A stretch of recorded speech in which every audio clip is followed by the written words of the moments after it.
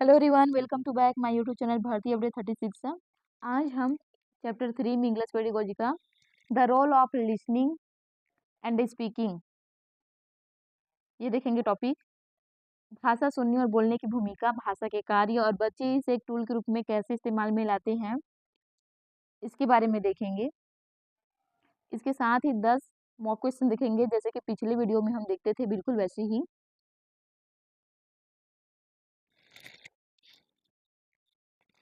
Listening and speaking are the foundational macro skills of language. सुनना और बोलना भाषा के बुनियादी मैक्रो स्किल्स हैं, serving as primary vehicles for communication and learning. Communication और लर्निंग मुख्य साधन के रूप में काम करते हैं।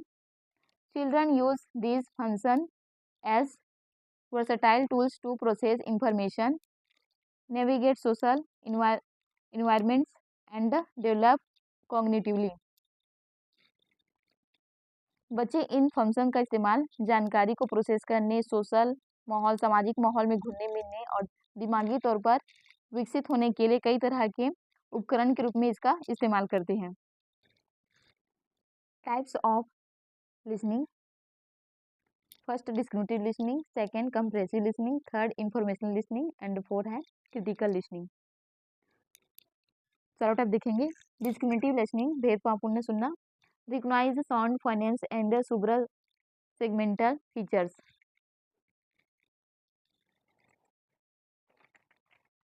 ध्वनि और स्वरों को अंतरखंडी विशेषताओं को पहचानना, मतलब विभिन्न प्रकार की हम ध्वनि और आवाजों को पहचान सकते हैं भेदभावपूर्ण सुनकर।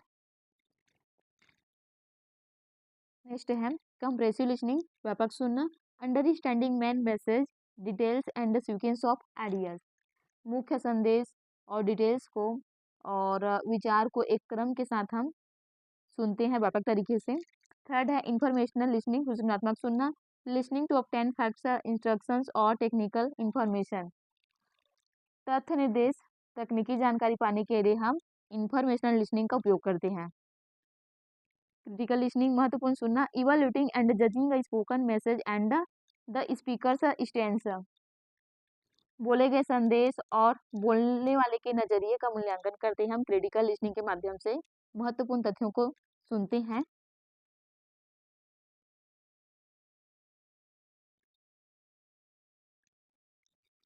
Next type of speaking situation, तो स्थिति के आधार पर बोलने के 3 प्रकार हैं। फर्स्ट इंटरेक्टिव का, संवादात्मक या परस्पर बातचीत, two way exchanges with turn taking and negotiation of meaning.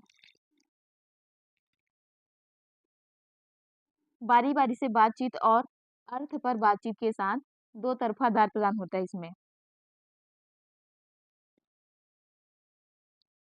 देखिए यहाँ पर दो व्यक्ति या कुछ लोगों के साथ बातचीत करते हैं, तो एक साथ सभी लोग तो नहीं बोलते, बारी बारी से ही बात करते हैं और बातचीत का आदान प्रदान होता है, एक दूसरे के साथ अपनी जानकारी शेयर करते हैं।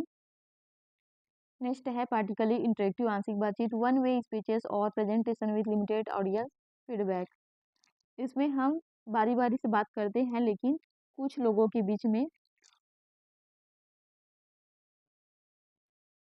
जहाँ ऑडियंस की संख्या सीमित रहती है वहाँ प्रेजेंटेशन देते हैं या अपनी फीडबैक देते हैं, मतलब यहाँ पर आंशिक बातचीत होती है। थर्ड है नॉन इंटरेक्टिव, गैर संवेदात्मक, recorded monologues and the performance with no immediate feedback.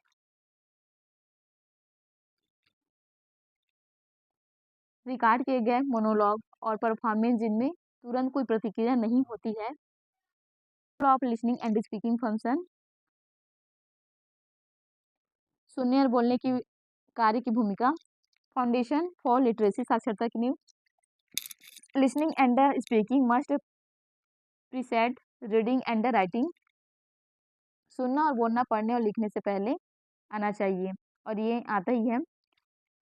They provide the phonological awareness, sounds, rhythm, intonation necessary for later literacy success. ये बाद में साक्षरता में सफलता के लिए जरूरी है। ध्वनात्मक जागरूकता, मतलब आवाजें, लय का उतार चढ़ाव, ये सब प्रदान होता है इसमें फाउंडेशनल फॉर लिटरेसी में।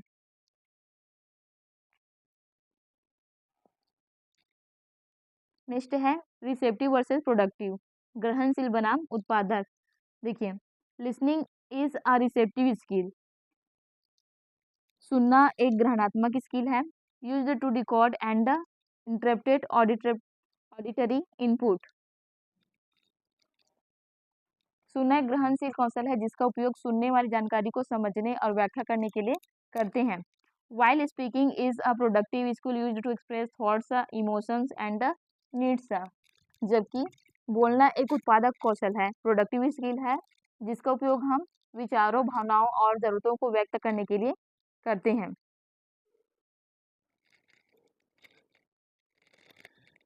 एक्टिव कॉग्निटिव प्रोसेस, सक्रिय संज्ञानात्मक प्रक्रिया। बोथ फंक्शन आर एक्टिव, दोनों कार्य एक्टिव रहते हैं, मतलब सक्रिय रहते हैं, स्पीकिंग और लिसनिंग दोनों। Listening involves constructing meaning from sounds, सुनने में आवाजों से अर्थ बनाना शामिल है। And speaking requires sanitising vocabulary and grammar in real time. और बोलने के लिए वास्तविक समय में शब्दावली और व्याकरण को संशोधित करने की आवश्यकता होती है, इसमें एक्टिव कॉग्निटिव प्रोसेसेस में। फीडबैक लूप, पुनर्भरण पास, speaking allows children to test their language knowledge. बोलना बच्चों को अपनी भाषा ज्ञान का परीक्षण करने की अनुमति देना है। Receiving immediate feedback through social interaction, सामाजिक बातचीत के माध्यम से तत्काल प्रतिक्रिया प्राप्त होती है, which in turn improve their future listening and comprehension, जो बदले में उनके भविष्य के सुनने और समझने में सुधार करता है। फीडबैक लूप में how children use language as a tool, बच्चे भाषा को एक उपकरण के रूप में कैसे इस्तेमाल कर रहे हैं, देखते हैं। Children utilise listening and speaking as practical instrument for several, बच्चे कई तरह से सुनने और बोलने का इस्तेमाल प्रैक्टिकल तरीकों से करते हैं, जैसे डेवलपमेंटल पर्पसेस, जरूरत और विचारों को बताने के लिए, लर्निंग एंड स्टोरिंग इंफॉर्मेशन, जानकारी सीखकर स्टोर करते हैं। नेक्स्ट है मेमोरी टूल, तो याददाश्त का एक उपकरण के रूप में करते हैं। नेक्स्ट है कॉग्निटिव एंड इंटेलेक्चुअल डेवलपमेंट, संज्ञानात्मक और बौद्धिक विकास के रूप में। Concept formation, social interaction and connection, देखिए अवधारणा का निर्माण करते हैं और साथ ही सोशल इंटरेक्शन एंड कनेक्शन, तो सामाजिक माहौल में मेल जोल रखते हैं। नेक्स्ट कल्चर शेयरिंग, और अपनी संस्कृति को शेयर करते हैं। इमोशनल रेगुलेशन, तो अपनी भावनाओं को व्यक्त करते हैं, अपनी भावनाओं को बताते हैं। तो इस तरह से भाषा का एक उपकरण के रूप में बच्चे इस्तेमाल करते हैं। रिलेटेड क्वेश्चन है, which activity is best for practicing speaking skill, तो कौन सा एक स्किल अच्छा है, मतलब स्पीकिंग स्किल अच्छा है किस एक्टिविटी के लिए, ये हमें बताना है। Option A presenting a research report, second है B doing dictation tied to speaking, C reading and writing a case study, D narrating a story using hints to solve a problem. तो इसका सही आंसर है option number D, narrating a story using hints to solve a problem, इसका answer है। तो एक कहानी को बनाने के लिए जिसमें हिंस अपनी प्रॉब्लम को सॉल्व करता है, तो इसका सही आंसर हुआ ऑप्शन नंबर डी। नेक्स्ट है what is not a part of effective listening, असरदार सुनने का हिस्सा नहीं है। A identifying words, B noticing tone and rhythm, C avoiding distraction, D being attentive without making eye contact. तो इसका सही आंसर है option number D, being attentive without making eye contact, बिना आई कांटेक्ट बनाए ध्यान देना। ये इसका हिस्सा नहीं है, किसका? लिसनिंग हिस्सा।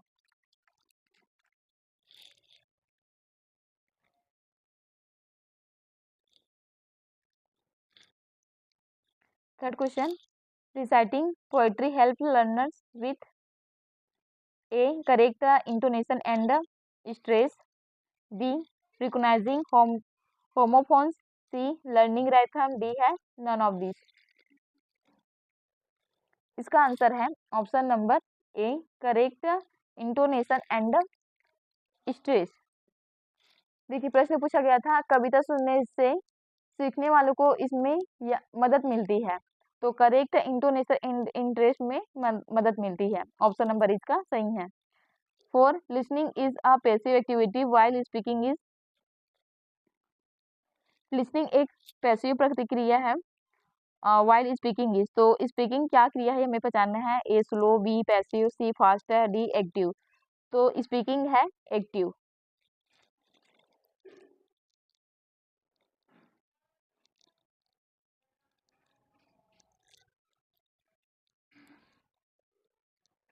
Question 5, listening does not involve A understanding the speaker's message, B paying attention to the speaker's intention, C expressing your own feelings, D grasping facts and ideas.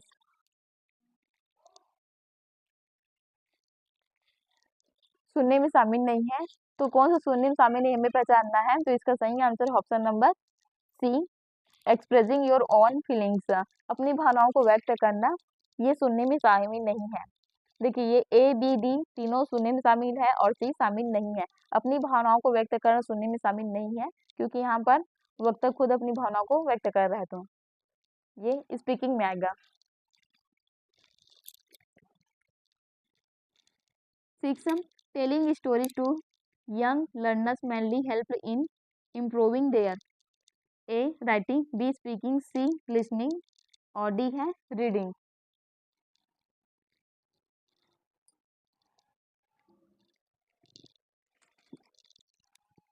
इसका सही आंसर है ऑप्शन नंबर सी, listening. छोटे बच्चों को कहानियां सुनाने मुख्य रूप से उनमें उनके किस में सुधार होता है। तो किस में सुधार होता है? सुनने में, लिसनिंग में सुधार होता है। कहानी सुनने से सुनने में सुधार होता है, तो ऑप्शन नंबर सी इसका आंसर हुआ। 7 fluency in spoken language is developed through A input of language, B structured speaking practice, C real life communication, D all of the above. बोली जाने वाली भाषा में फ्लुएंसी किसके जरिए विकसित होती है? तो इन तीनों के माध्यम से विकसित होती है। इनपुट ऑफ लैंग्वेज से, स्ट्रक्चर्ड स्पीकिंग प्रैक्टिस से, भाषा की प्रैक्टिस से, बोलने की प्रैक्टिस से, और इनपुट भाषा को इनपुट करने से, रियल लाइफ ऑफ कम्युनिकेशन असल जिंदगी में बातचीत करने से। तो ये तीनों आते हैं, तो ये होगा ऑप्शन नंबर डी इसका आंसर होगा ऑल ऑफ द अबोव। 8 है a class 2 teacher tells story and later ask student to repeat certain words, this activity develops. तो एक टीचर है क्लास 2 का जो बच्चों को कहानी सुनाती है और बाद में स्टूडेंट से कुछ शब्दों को दोहराने के लिए कहती है। तो यह विकसित कर रही है, बच्चों को कुछ शब्द रिपीट करने के लिए कह रही है। तो क्या विकसित करें बताना है। Option A speaking, B listening, C है ऑल ऑफ द अबव और डी है नॉन ऑफ दिस। तो इसमें दोनों फंक्शन आ रहे हैं। पहले तो बच्चे स्टोरी को सुनते हैं, उसके बाद टीचर उन्हें दोहराने करती है, मतलब बोलने को कहती है। तो स्पीकिंग और लिसनिंग दोनों आएंगे, तो इसका सही आंसर है option number C all of the above. Question 9 what is the aim of developing speaking skill in learners.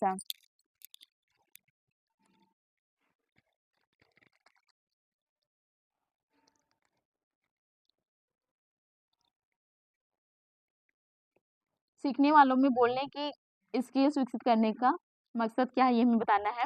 Option A to enhance writing abilities, B to improve listening comprehension. C, to encourage logical thinking. D, to help them speak with correct intonation and stress.